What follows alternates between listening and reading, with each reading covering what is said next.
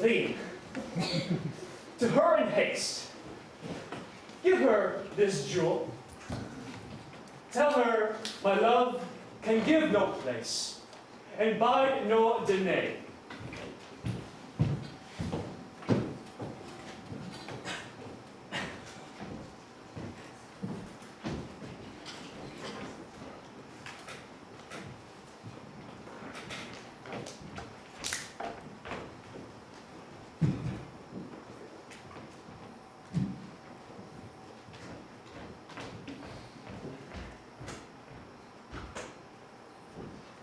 Come thy way, Signor Fabian.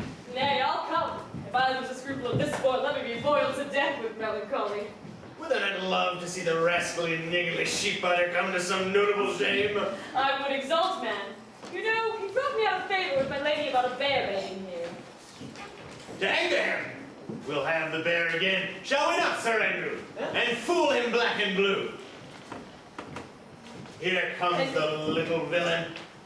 How now, my metal of India?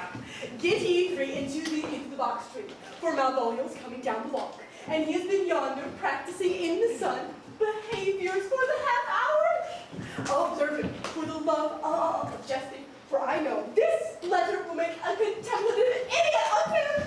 Now, Linus, there, for here comes the child whom we call it tickling.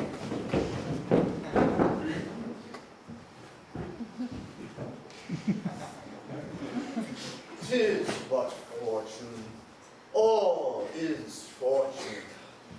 Maria did tell me she did affect me, and I've heard herself come so near that, should she fancy, it should be one of my complexion. Besides, she uses me with a more exalted respect than anyone else that follows her. What shall I think on it?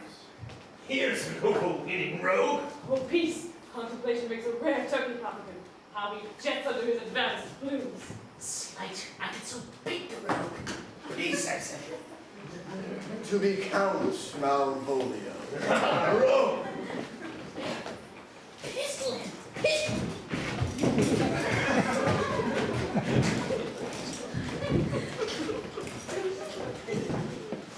There is example for it. The lady of the Strati married the yeoman of the wardrobe. Fly on him, Jezebel! Oh, please, now he seems in. How he jets under his advanced plumes.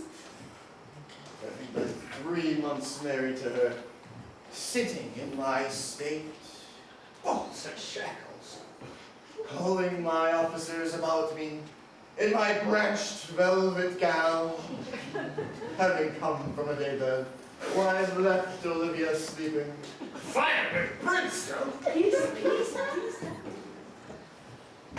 After a demure travel of regard, telling them I know my place, as I would they should do theirs.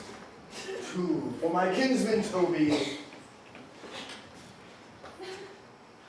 7 of my people, with an obedient start, make up for him. I frowned a while, and perhaps wind up watch, or play with my some rich jewel. Shouldst thou live? Sir Toby approaches, courtesies there to me. I extend my hand to him thus, quenching my familiar smile with an austere regard of control, saying, kinsman Toby, fortunes having cast me upon thy niece, gives me this prerogative of speech. What? What? You must amend your drunkenness.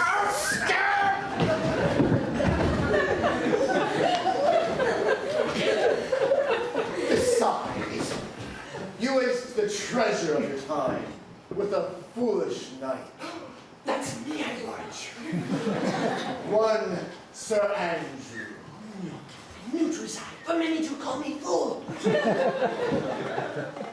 Employment have we here? How is the woodcock near the gin? Oh, peace and a spirit of humor. Intimate reading aloud to him. This is my lady's hand. These are her C's, her U's, and her T's. And thus makes she her great P's. Her C's, her U's, and her T's? Why that? To the unknown beloved, this and my good wishes, her very phrases, by your leave, wax soft. And the soft impressure of the seal and the lucrece with which she uses the seal. 'Tis my lady. To whom should this be? This wins him liver and all. Jove knows I love, but who? Lips do not move. No man must know. No man must know what follows. The number's altered. No man must know if this be the Malvolio. Very handy, Brock. I may command where I adore, but silence like a Lucrece knight, with bloodless stroke my heart doth gore. M-O-A-I doth sway my life. What's gin riddle? Excellent, when say I? M-O-A-I doth sway my life? Nay, but first let me see. Let me see. Let me see. Dish of poison hath she dressed me. And with what wing Miss Daniel checks at it? I may command where I adore. She may command me. I serve her. She is my lady. Why, this is evident in formal capacity. There's no obstruction in this. And that end, what should that alphabetical position portend? If I could make that resemble something in myself, softly. M-O-A-I.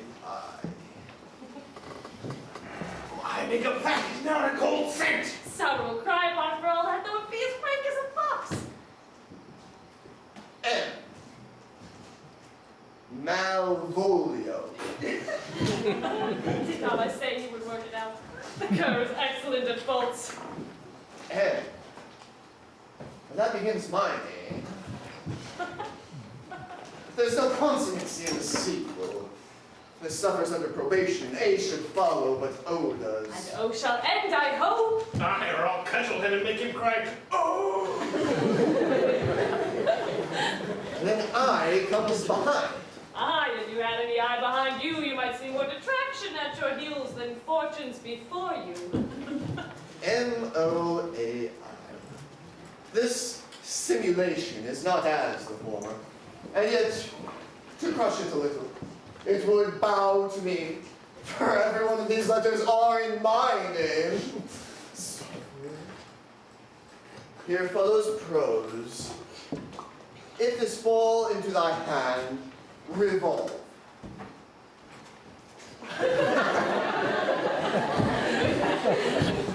In my stars I am above thee, but be not afraid of greatness. Some are born great, some achieve greatness, some have greatness thrust upon them. Thy face open their hands, let thy blood and spirit embrace them, and to inure thyself to what thou art like to be, cast thy humble slough and appear fresh. Be opposite with the kinsman, surly with service. Let thy tongue tang arguments of state. Put thyself into the trick of singularity. Thus she advises thee that sighs for thee. Remember who commended thy yellow stockings, and wish to see thee ever cross-gartered? I say. Remember, go to, thou art made, if thou desirest to be so. If not, let me see thee a steward still, the fellow of servants, and not worthy to touch fortune's fingers. Farewell, she that with all her services with thee, the fortunate unhappy. Daylight and champagne, the sky is not more, this is open. I will be proud. I will read politic authors. I will baffle Sir Toby. I will wash off gross acquaintance. I will be point devise, the very man. I do not now fool myself or let imagination shade me. For every reason excites me to this, that my lady loves me. She did commend my yellow stockings of late. She did praise my legs being cross-gartered. And in this, she inures herself and manifests herself to my love and drives me to these habits of her liking. Thank my stars I am happy. I will be strange, stout, and in yellow stockings, and cross-gartered even with the swiftness of putting on. Show where my stars be praised. Here is yet a postscript. Thou canst not choose but know who I am. If thou entertainest my love, let it appear in thy smiling. Thy smiles become thee well. Therefore in my presence still smile. Hear my sweet eye prithee. Jove, I thank you. I will smile. I will do everything that thou wilt have me.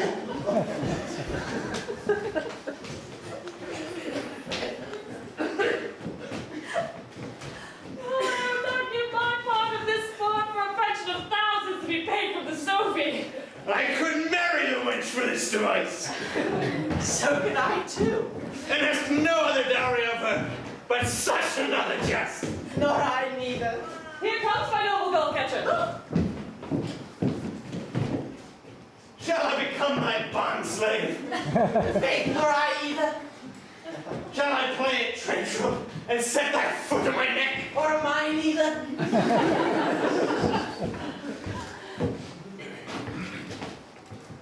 Nay, tell me, does it work upon him? Like aqua vitae with a midwife.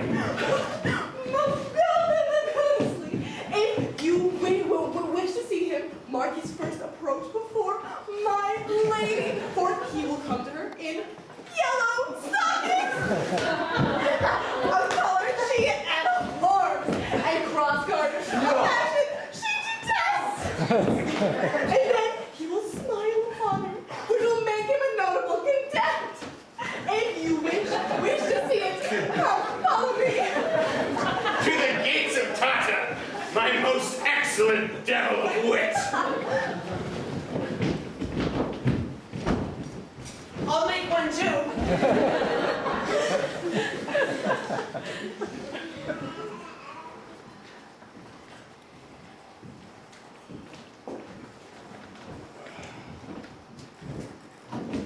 La la la la la la la.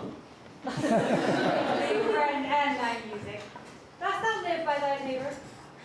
No, sir, I live by the church. Art thou a churchman? No such matter, sir. I do live by the church, for I do live at my house. My house starts down by the church. So thou mayst say, he lies by a beggar if the beggar dwell near him. Or the church stands by thy neighbor if thy neighbor stand by the church. You have said, sir. To see the sage, a sentence is but a shriveled love to a good wit. How quickly the wrong side may be turned outward. Nay, that's certain. Those who dally nicely with words may quickly make them wanton. Therefore I would, sir, my sister had had no name. Why, man? Why, her name's a word. And today, with that word, would make my sister wanton. And words have grown so false and become rascals since bonds disgrace them. Thy reason, man? Troth, I can yield none to you without words. The words have grown so false, I'm loath to prove reason of them. I warrant thou art a merry fellow and carest for nothing. Not so. I do care for something. Though, in my conscience, sir, I do not care for you. If that were to care for nothing, that would make you invisible. Art not thou the Lady Olivia's fool? No, the Lady Olivia will have no folly. She will hold no fool till she be married. And fools are like husbands, as pilchards are like herrings. The husband's the bigger. I am indeed not her fool, but her corrupter of words. I saw thee late at the Count Orsino's. Foolery does walk about the orb like the sun. It shines everywhere. I'm sorry to say that I spend as much time with your master as with my mistress. I think you'll find your wisdom there. Nay, now pass upon me. I'll no more of thee. Hold. There's expenses for thee. By Jove, in his next commodity of hair, send me a beer. By my troth, I'll tell thee, I am almost sick for one. Though I would not have it grow on my chin. Is that lady within? Will not a pair of these have bread, sir? Yes. Being kept together and put to use. I could play Lord Pandarus of Phrygia to bring a Cressida to this trial. I understand you, sir. 'Tis well begged. The matter, I hope, is not great. Begging was a beggar. Cressida was a beggar. The lady is within. I will construe them to whence you come. Who you are and what you would are out of my welkin, I might say, element, but the word's overworn. This fellow is wise enough to play the fool. And to do that well craves a kind of wit. He must observe the mood on whom he jests, the quality of persons and the time, and, like the haggard, check at every feather that comes before his eye. This is a practice as full of labors as a wise man's art. For folly that he wisely shows is fit. But wise men, folly fallen, quite taint their wit.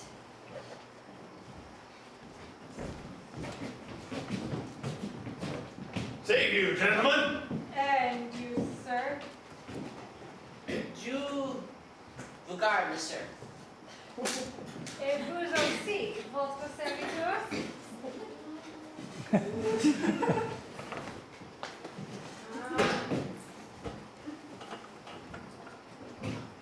I hope, sir, you are.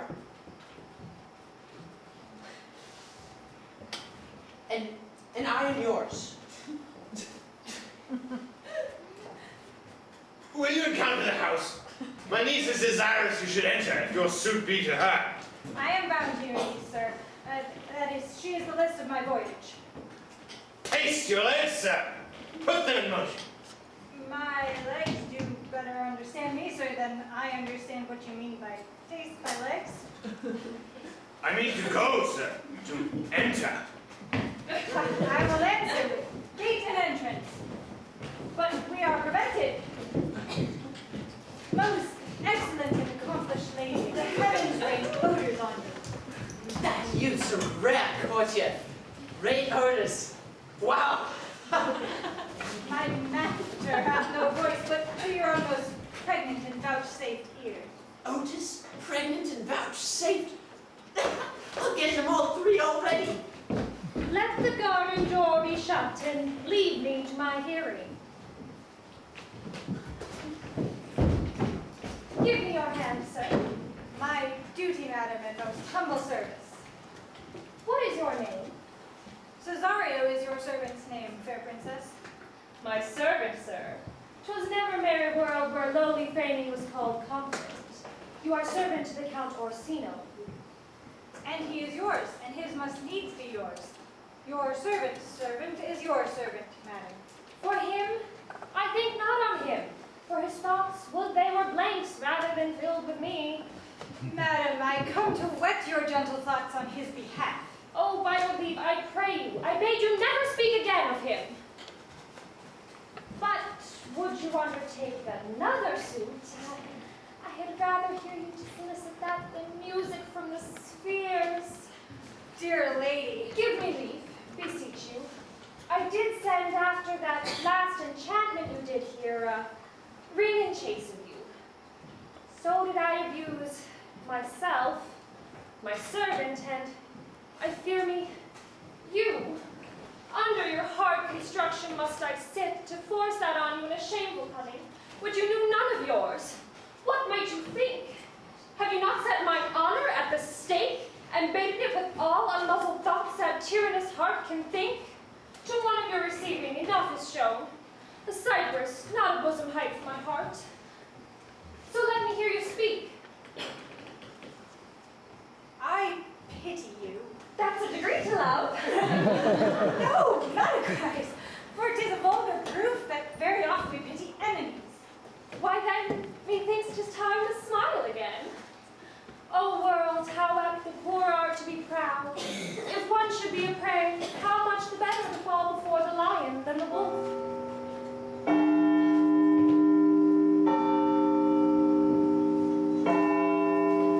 The clock upbraids me with a waste of time.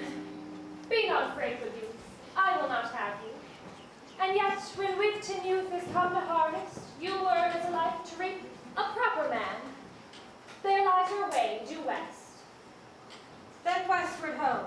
Grace and good disposition attend your ladyship.